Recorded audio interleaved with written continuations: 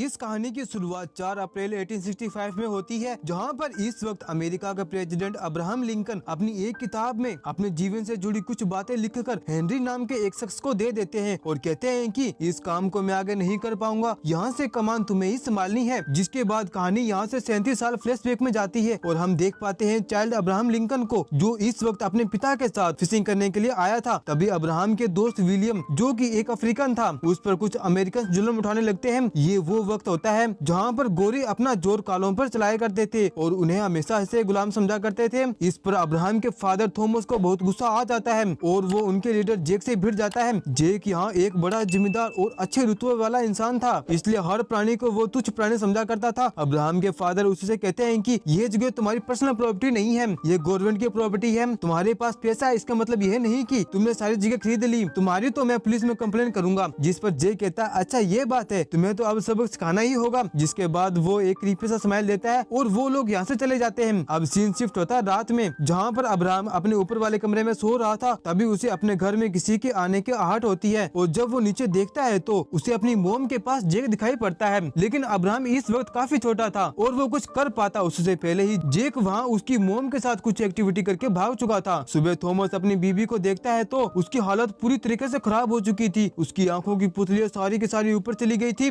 वह डॉक्टर को बुलाता है। डॉक्टर कहता है कि मुझे ये बीमारी नहीं लग रही है, इसका इलाज करने के लिए शहर ले जाना पड़ेगा। और जैसे डॉक्टर वहाँ से जाता है, ठीक 1 घंटे के बाद अब्राहम की मोम की डेथ हो जाती है। अब्राहम अपने फादर को बताता है कि मैंने कल रात जेक को आते हुए देखा था। थॉमस समझ चुका था कि जेक आज सुबह का बदला मेरे साथ में ले लिया है, लेकिन वो इस गाँव का अमीर इंसान था, इसलिए उसके साथ पंगा नहीं ले सकता था। इसलिए वो ये बात अपने बेटे अब्राहम को समझाता है कि जब तक मैं जिंदा हूँ तुम्हें किसी से कोई बदला लेने की जरूरत नहीं है। जिसके बाद वक्त आगे बढ़ता रहता है और कहानी जाती है 10 साल आगे। यहाँ अब्राहम एक बार में बैठकर बहुत सारे ड्रिंक कर रहा था। खैर अब तक उसके पिता भी मर चुके थे, तो उसने जेक को मारने का इरादा बना लिया था। तभी हेनरी नाम के शख्स को आता हुआ देखते हैं, जो कि अब्राहम को बहुत सारे ड्रिंक करते हुए देखता है। वो जैसे ही उसके कंधे पर हाथ रखता है तो उसकी गन नीचे गिर जाती है। हेनरी को लगता है कि जरूर किसी का आज मर्डर करेगा। इसके बाद अब्राहम जेक का पीछा करने लगता है। एक गली में जेक अपना नए शिकार का खून चूस रहा था। तभी वहाँ अब्राहम पहुँच जाता है और उसके ऊपर शूट करता है, लेकिन जेक की स्पीड बहुत तेज थी और वो उसकी गोली से बच जाता है। दोनों के बीच में कड़ा मुकाबला होता है। अब जैसा कि जेक एक वैम्पायर था तो वे अब्राहम को बुरी तरह से मारता है, लेकिन फिर भी मौका पाकर अब्राहम उसकी एक आंख में तो गोली मार ही देता है। लेकिन जेक एक वैम्पायर था, वो उसकी गोली को झेल गया था। अब वो अब्राहम पर भारी पड़ने लगा था। तभी एन मौके पर वहाँ हेनरी आ जाता है और अपने एक हाथ से उसे इतनी जोर से उठाकर फेंकता है कि जेक पूरे के पूरे लकड़ी के ब्रिज को क्रॉस करता हुआ दूसरी ओर जाकर गिर जाता है। वहीं सीन शिफ्ट होता है नेक्स्ट मॉर्निंग। अब अब्राहम, जिसकी हालत बहुत ही ज्यादा खराब थी क्योंकि कल रात उसने एक वैम्पायर से मुकाबला किया था, वो जब उठता है तो अपने आप को हेनरी के घर पे पाता है। हेनरी कहता है कि तुमने बहुत अच्छी फाइट की। जिस पर अब्राहम पूछता है कि तुम आखिर हो कौन। हेनरी बताता है कि मैं एक वैम्पायर हंटर हूँ, मेरे पास काफी सारे वेपन्स हैं उन्हें खत्म करने के लिए। मैंने जब तुम्हें पहली बार देखा तो मैं तभी समझ गया कि तुम्हारे अंदर प्रतिशोध की ज्वाला है। अब्राहम अपनी मोम की मौत का बदला लेना चाहता था, इसलिए वो हेनरी से रिक्वेस्ट करता है कि उसे भी लड़ाई की अच्छी ट्रेनिंग दे। हालांकि हेनरी भी अपना एक साथी ढूंढ रहा था जो कि वैम्पायर के खिलाफ एक बड़ी मुहिम छेड़ सके, लेकिन अब्राहम के सिर पर तो सिर्फ अपने मोम के कातिल का ही मौत का बदला था। अब क्या बता वो बाकी वैम्पायर के ऊपर वार करे या फिर नहीं करे। लेकिन यहाँ अब्राहम जेक से बदला लेने के लिए हेनरी की सारी शर्तें मान जाता है और फिर शुरू होती है अब्राहम लिंकन की वैम्पायर ट्रेनिंग की। उसके पास काफी सारे हथियार थे जैसे कि बंदूक, तीर धनुष, लेकिन उसने एक कुल्हाड़ी को चुना और काफी महीने के प्रैक्टिस करने के बाद में उसने कुल्हाड़ी चलाने की महारत हासिल कर ली और वो बन गया वैम्पायर हंटर। अब वहीं एक तरफ हेनरी उन वैम्पायर के लोकेशन को ट्रैक करता, वहीं दूसरी ओर अब्राहम जाकर रात उनका कत्ल कर दिया करता था। ऐसा कई सालों तक चलता है और अब्राहम ने अब तक 50 वैम्पायर को मौत के घाट उतार दिया था। हेनरी ने इस काम को करने के लिए पहले एक बात सिखाई थी, ना तो किसी से लव अरेंज में पड़ना है और ना ही शादी वगैरह करके बच्चे पैदा करना है, क्योंकि अगर तुमने ऐसा कर लिया तो वैम्पायर को तुम्हारी कमजोरी मिल जाएगी। लेकिन फिर भी अब्राहम को शहर में एक मेरी नाम की लड़की से प्यार हो ही जाता है। अब इतने सालों के बाद में हमें जेक दिखाया जाता है, जिसका नया शिकार कोई और नहीं बल्कि मेरी ही होती है। अब्राहम एक बार पहले ही जेक से भिड़ चुका था। वो हेनरी को इसके बारे में बताता है तो हेनरी उसे एक चांदी की घड़ी दे देता है और कहता है कि ये वक्त आने पे तुम्हारे काम आएगी। जिसके बाद अब्राहम निकल पड़ता है जेक को मारने के लिए। तभी